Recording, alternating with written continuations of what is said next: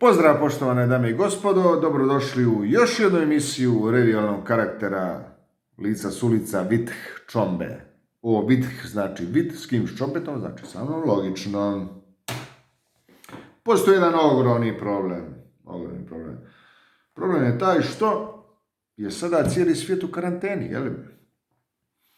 Niko ne može nigdje ići. Ljudi ne mogu posjećivati ove gradove i tako dalje, a ja nema gdje nisam bio. Gdje sam bio, to ima. Gdje sam bio? Bio sam u Barceloni, bio sam u Londonu,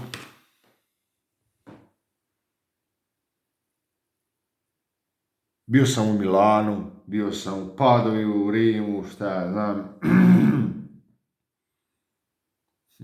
Dobro, u Barceloni bolje da nisam bio, ali dobro.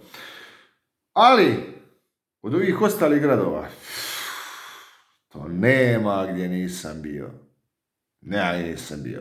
Nisam bio, recimo, nisam bio u Parizu.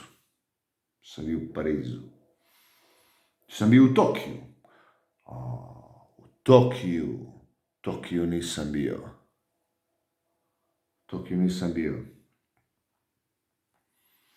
Sam bio, recimo, u New Yorku. U New Yorku nisam bio. Ne. Još nisam bio. Pa ne, nema gdje nisam bio. U Madridu. U Madridu ni tamo nisam bio. U Houstonu. Šta Houston? U Houstonu isto nisam bio.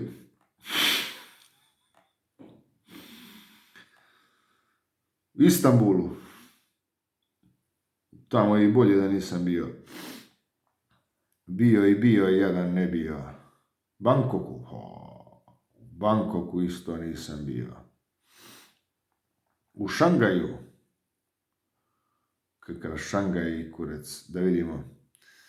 Lagos.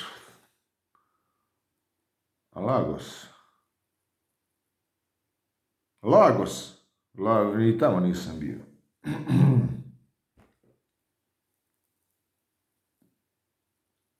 Jesu vam dosadni ovi klipovi moji? Ako su vam dosadni, mogu pojačati.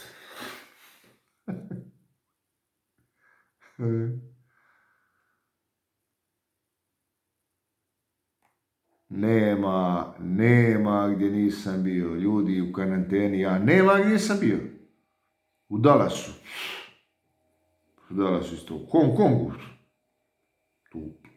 Tu pogotovo nisam bio. U San Francisku nisam tu bio. Nema gdje nisam bio, evo. Bio, jedan ne bio. Nema gdje nisam bio.